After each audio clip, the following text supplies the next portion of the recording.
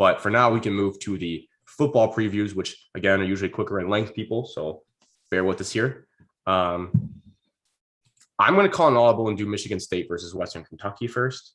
I appreciate you putting it in, Alex, here because I was a little busy. It was just where it was. So you said the line moved. The line opened for Michigan State -8. Yep. The line 10.5 now. You told me the line moved to 10.5, which probably feels, in my opinion, more right for a game like this. The over-under is a whopping 59. Nice, jinx. 7:30 p.m. BTN. Okay. We do not do updates on Fox Sports 1 now.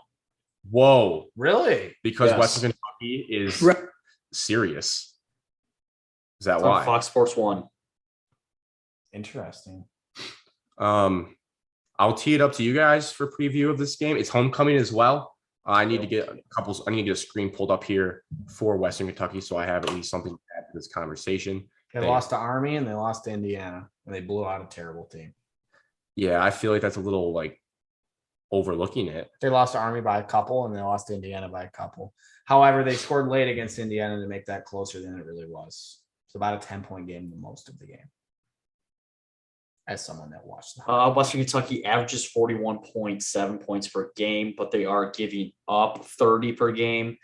They're averaging 426 passing yards. Their leading rusher has 82 total rushing yards on the year. 82 total rushing yards on the year. They do not run the ball. Back up your stat. The passing yards is third in the country with 515 yards per game being 20th. Points is 41.7, like you said, tied for 14th. And third down percentage, a whopping 57.78 in the country. I think you guys are going to be facing a modern air raid, fun. I would consider fun and exciting offense, which will be I'm actually intrigued to watch this game. When most people maybe would look at this and think it's boring, whatever. I told Alex before the season, I stand by that now. I do think this is a scary game.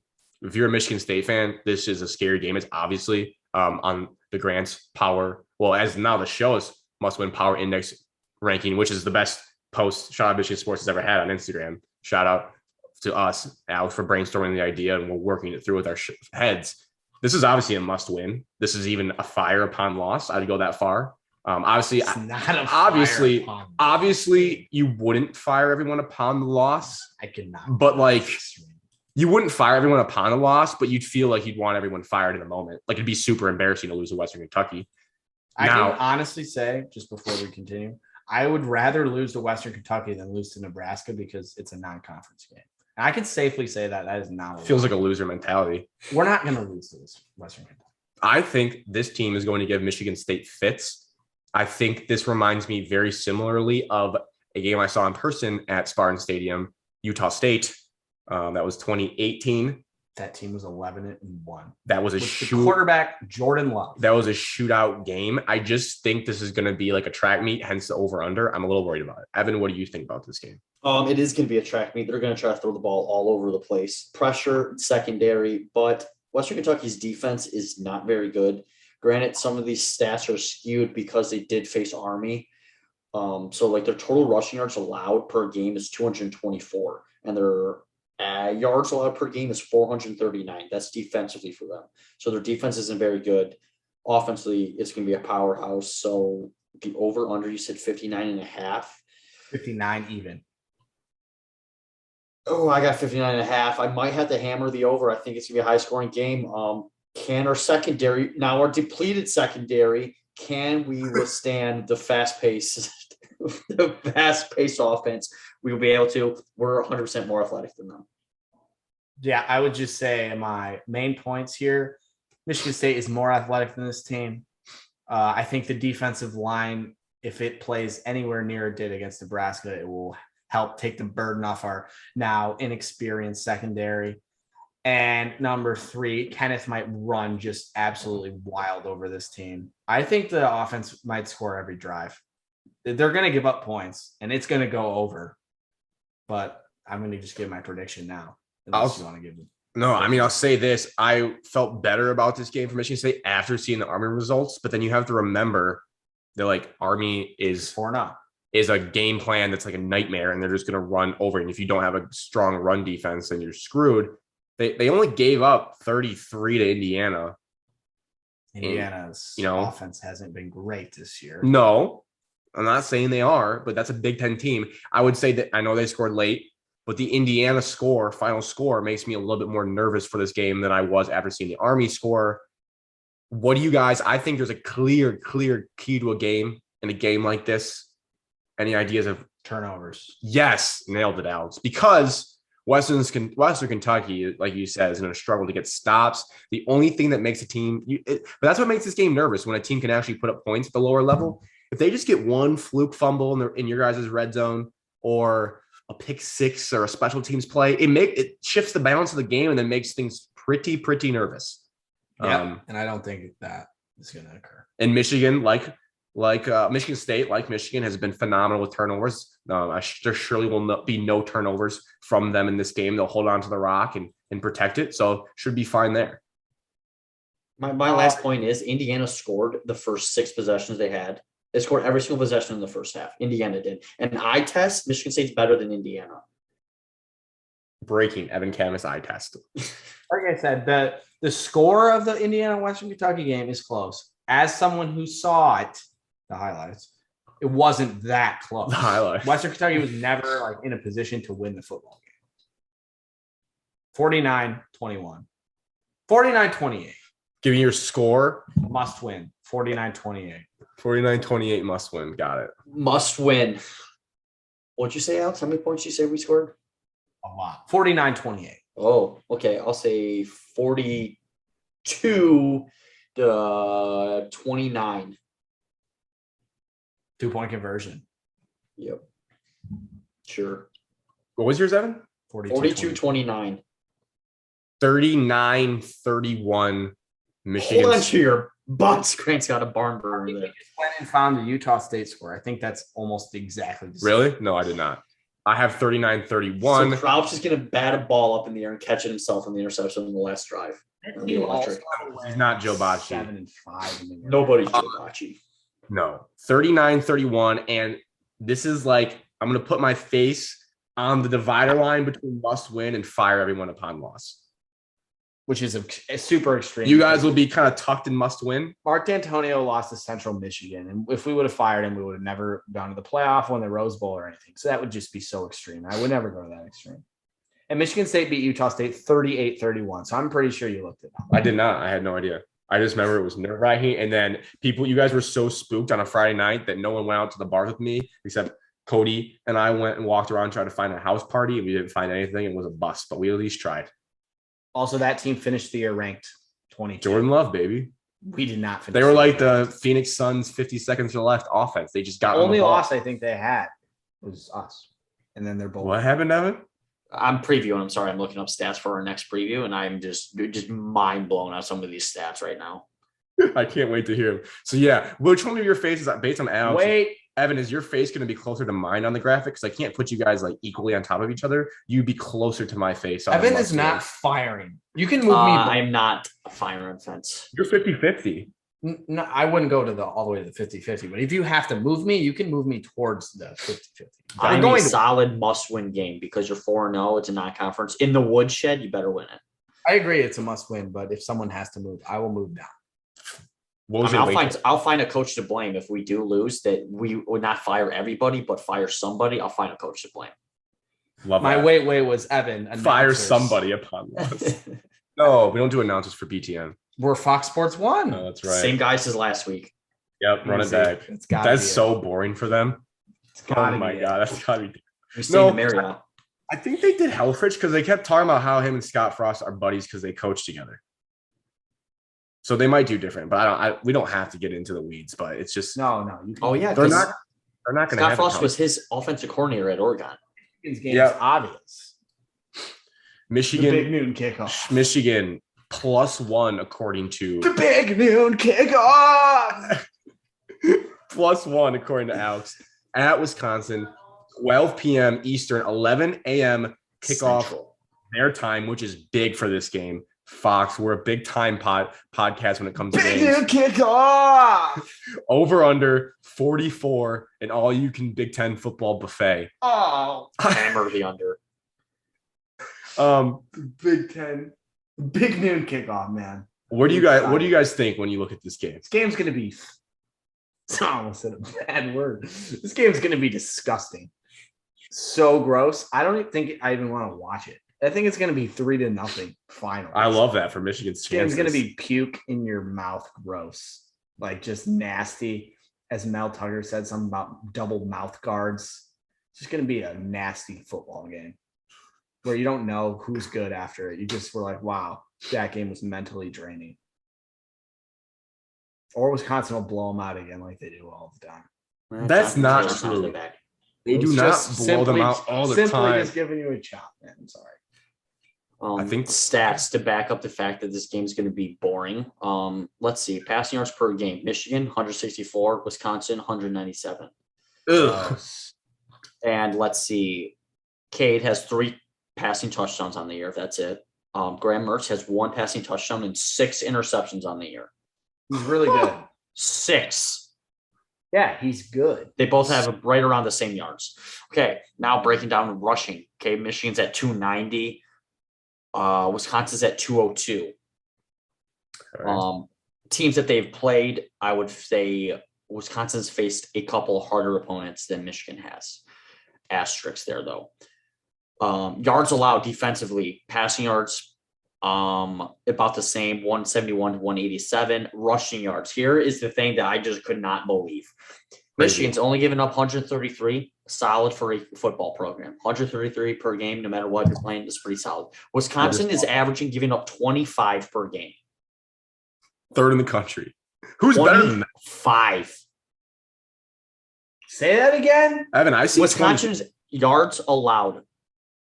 Rush yards allowed per game is 25. 25.0 for Wisconsin's defense. Michigan is so. Jim Leonard is one of the best defensive coordinators like in the country, and I'm surprised he hasn't left Wisconsin yet. I want him as head.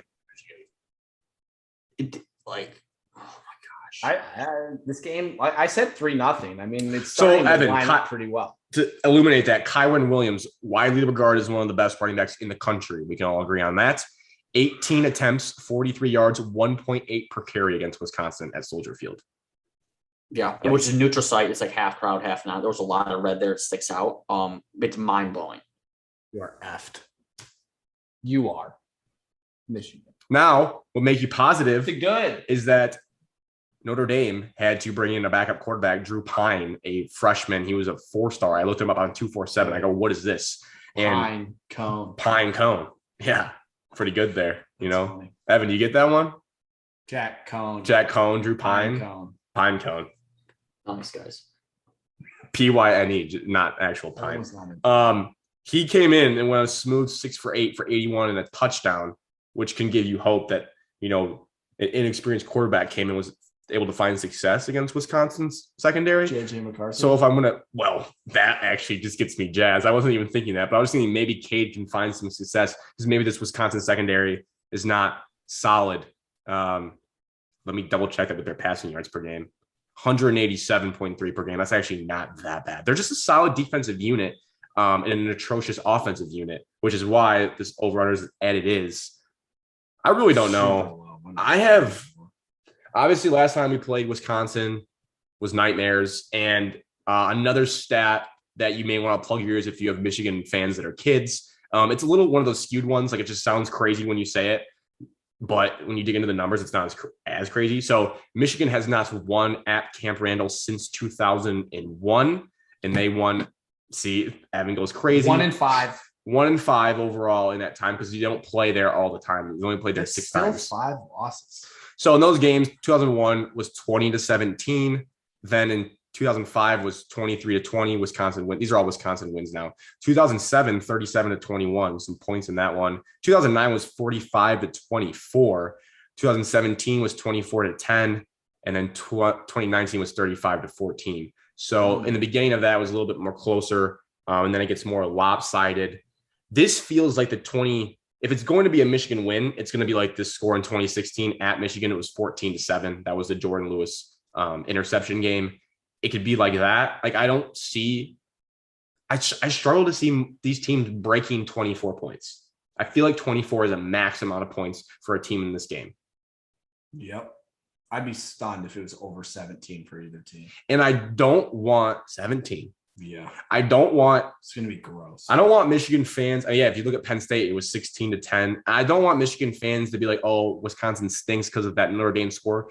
That Notre Dame score, it might be one of the more fraudulent scores in the country, at least in my opinion. It was Wisconsin was winning 13-10 in the fourth, and then somehow, some way, Notre Dame scores 31 points couple of picks in the fourth quarter. They have a kick return for a touchdown. They have a pick six, like you said, Alex. I mean, another pick into territory. Everything that could have gone crazy in that game, the fourth, went crazy in Notre Dame's favor. So that's a kind of a fraudulent blowout, I would say. But I guess you have to hope Michigan. I do think they haven't really had a massive play like that yet. A special teams play like Michigan State had, or a classic pick six or fumble in their territory would go a long, long way in this game. So again, you can play the turnover card. Could be a huge factor in this game because possessions are going to be limited, in my opinion.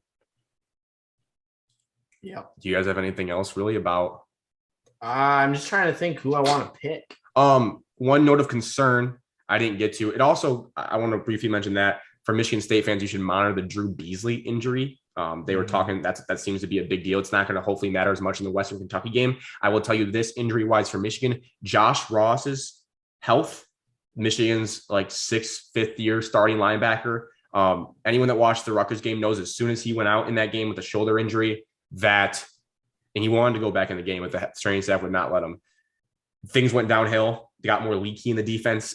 They eventually scrapped it together with duct tape and made enough stops. But if Josh Ross needs to be healthy in this game to take on the big boy blockers of Wisconsin and kind of plug the middle of the defense there, I don't know. I mean, obviously, like Evan said, Jonathan Taylor is not walking through that door. I don't think they have a Quintez Cephas on their team. And Mertz has been susceptible. He looked great against Michigan last year, but he's been susceptible this year. So I think he's a little bit different of a quarterback. I'm not going to fear him as much. But then again, Michigan hasn't had many interceptions this year. So you're going to have to find a way to get some turnovers in this game and have good special teams play. And for the love of all that is good, you have to run plays to the edges. I don't know. That's my key to the game. Run plays to the edges. Sounds like a fourth grader came up with it, but that's my key. Get the ball in AJ Henning's hands. Run play action, slant routes to Roman Wilson. Don't be afraid to take a deep shot on a post route. If it gets picked, it's an arm punt, whatever. I'll forgive it. I watched Denard Robinson do it for 4 years. It's fine. We'll get over it. But for the love of all that is good, please, please, please do not just try to beat this team in the A gap. It's not going to work. And this, again, we'll know. We'll know if it's 7 years of the same thing and it's someone else's fault and not firing gas into the sun based on this play calling in this game. I'm actually very fascinated to see it, but I have a feeling it's going to go terribly for me. Gus Johnson, Joel Klatt. Well, way to just take an easy one. Guarantee. Also, they just keep showing Justin Tucker making the field goal. They just showed it 3 times. So that was 11 a.m. start time is crucial because Wisconsin fans love to drink the students so that it will not be busy or it'll not be full in the stadium early. You'll be like, why aren't all the fans there? Another key to the game, jump on Wisconsin early. Jump on the Badgers early when the stadium is not full. Do not hang around. So when they do the fourth quarter jump around and I want to crawl under a blanket into a hole because things are turning the wrong way. Get on them early. That's my message to the team. My final message. Predictions and final message and must win. History tells me that this is a loss for Michigan. Okay. Harbaugh history tells me, they're just going to come out and it's not going to be good. And they're going to lose the first important game of the season on their schedule. Washington was important. Yeah. We don't apologize for being 4-0. So they lost to an FCS team and it lost its loss. I think my Washington, Miami were really bad take is looking great. Miami won 69-0 against the Sisters of the Blind. So nice. They won. Give me a nice. In terms of the must win, if it's a must win, it's not fire. If based on the circumstances, you could probably say it's fireable, but I'll just go must win. And then for a score, I'm going 17-13 Michigan. I think they eke it out. That feels like an emotional hedge bet. I don't know. I really have no clue. Wisconsin's looked like poop Michigan hasn't played anyone. I think Wisconsin's offense is going to be better than Rutgers, but then again, is it? I don't know. Rutgers at least had some like playmakers and like fancy play calling. I know Wisconsin's defense is going to be good. I know Wisconsin's offensive line should be decent. I think I will go with Michigan though, just because, this is, if Wisconsin was ranked, Michigan loses. They're not ranked. Michigan wins. Harbaugh's great against unranked teams. What a cherry pick that. They were ranked this week. I knew that was going to happen when they were losing. I was looking at a team like, is it 50-50 or is it must win? But I'm going to say it's a must win solely because Wisconsin is not ranked the way they've looked so far. Not fair to them. They had to play Penn State the first game of the year. However, you are going to Camp Randall. I say it's a must win that way because if Michigan thinks they're top of the Big Ten East, then they need to win games that they're supposed to. And right now, eye test, Michigan looks like a tad bit better than Wisconsin. Grain of salt, though. But I have Wisconsin still winning it solely because this game's on the road in Camp Randall. I have Wisconsin winning 16-14. Yeah, just such a gross. This is going to be such a. I don't even think I'm going to watch it. Michigan. I'm such an idiot. Michigan 20, Wisconsin 17. Fire everyone upon a loss. I mean, I wanted a regime change after the Indiana loss last year. I watched our doors get blown off, their doors get blown off against Wisconsin under the lights last year in an empty big house. One of the spookier, like depressing scenes I've ever seen watching college football. And it's like, I hear my friends run around in the yard prancing. Oh, Mel Tucker beats ranked teams on the road, underdog on the road. Harbaugh's 0 for a million doing that. It's got to change. It's got to change at some point, or it's like, what's even the point? Exactly. Because you're going to be underdogs in several games this year. And if Wisconsin looked good, I'd feel differently. Wisconsin looks like butt. Wisconsin's butt. Forget Buckers. It's more like, apply that to Wisconsin. The Butchers, the Wisconsin Butchers. That kind of landed. That was kind of a shaky landing. But when you have a Wisconsin team down, obviously, I'm not stupid. Wisconsin's going to be coming out with their hair on fire because they just got, about. You know what you like to talk about? Desperation. Yeah, I was just about to say that. I would like to change my pick. How desperate is Wisconsin? Their season's on the line. They have 2 losses. But are they broken? Are they broken? I think they're super desperate. I'm changing my pick. Breaking news. 17-13 Badgers. Still a must win or a 50-50? Still a must win.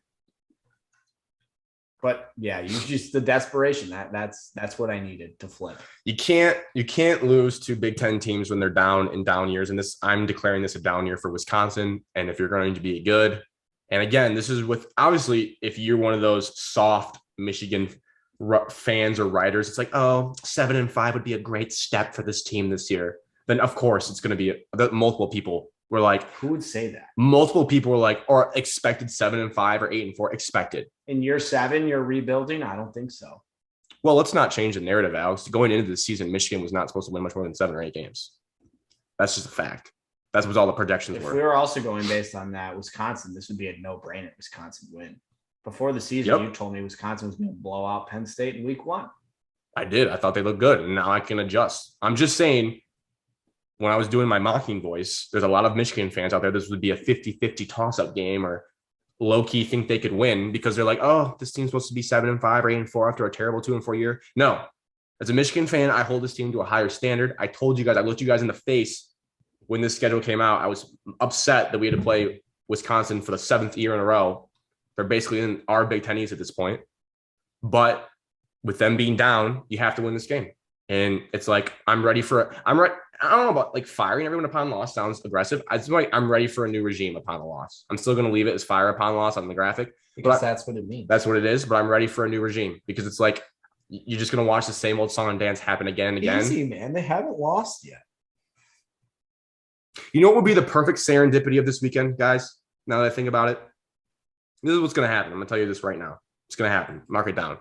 If Michigan loses this game, Ole Miss is going to beat Alabama. And we're like, you know what? Why can't we just take chances on guys like Lane Kiffin until it works? Because they actually modernize the game of football and are willing to take chances. If Ole Miss beats Alabama and Michigan loses to Wisconsin, you'll know everything you need what's been wrong with Michigan for like the last 7 years and like their coaching hires. It's like take a chance on somebody. That game, awesome. Yep. I'm just saying that's probably going to happen. 77-70 final. So that's that game. Big noon kickoff. Again, wind out of the sails to, well, we're not wrapping up with Lions. We have briefly some positive golf talk at the end, but Lions at Bears. Bears are -4. Is that real? Mm-hmm. Hammer the Bears. 1 p.m. On Fox. Over-unders 44. Wow, same as Michigan, Wisconsin. That's just Big Ten football, baby, back to back. Black and blue division. What do you guys think about this game? I'm hoping David Montgomery plays well. Selfish fantasy owner. I think we'll see more of the same. Not much good. Probably not going to win. You want to see Dan Campbell win. I hope they win this game. But it's at Soldier Field. Justin Fields, assuming he starts again, if Dalton's out, I think he'll get that game he wanted the first game, play as a rookie against the Lions. First game usually goes well. Ask Sam Darnold. Ask, any Packers backup that ever had to play against us. Matt Flynn. So, yeah, I think if Justin Fields starts, he should probably have, his coming out game. And he'll just throw all over us. They'll run all over us. And we'll lose. They're still better than us. We're still not good. Nothing's changed for me in terms of the Ravens game. That was depressing. Because like I said, this is a glorified practice for the Ravens, and they got caught like, oh shit, we're gonna lose, and then they still won. Score and must-win meter. Must-win meter is eggs all the way at the bottom. Doesn't matter. This game doesn't matter. The Lions games don't matter. It's so depressing that every week none of these games matter. So it's not a must-win, and we lose the game to 31-23. You're telling Vegas they're stupid. We're going that over. Score. Yeah, we're going over. Evan? A lot like Alex, Bears defense is still elite. And like if you watched it today, Bears offense was horrendous, and that's why they couldn't stay in the game. I just don't see us being able to move the ball efficiently on them. So I got Bears in this one. See, they can't score 30 points to save their life. Matt Nagy is a bad play caller. Forget about this. I'll go 21. What's the spread? 4 right now? Mm-hmm. I'll go 21-17 Bears. That's just must-win meter? Low score. It's NFL football. It doesn't mean anything. It's at the very bottom. Yeah, so Matt Campbell signed a 6-year contract. It's okay. If I'm Matt Nagy and I lose this is a firearm offense if he loses to the Lions. Yeah, we can spin zone it. It's fireable offense if Matt Nagy loses. I could not be more different than you guys. This is the Dan Campbell week one. I'm a dummy football fan. I watched a beat-up Lions team beat the Bears last year in Soldier Field. It was a great moment for the team. They had fun under Darrell Bevel, baby. Let the boys had fun. They played music at practice.